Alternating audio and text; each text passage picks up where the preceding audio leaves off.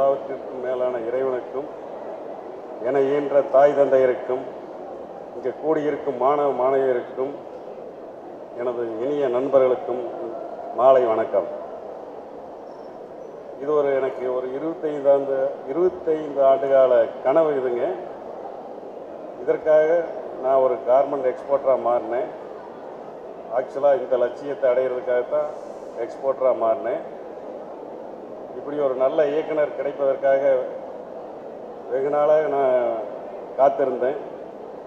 அப்படி ஒரு காத்திருப்பில் ஒரு அரிய சந்தர்ப்பத்தில் நமது இயக்குனர் சுசீந்திரன் அவர்களை சந்தித்தேன். அந்த கனவு வெற்றி அடைகிறதுக்கு அவர் மிகவும் உறுதுணையாக இருந்தார்.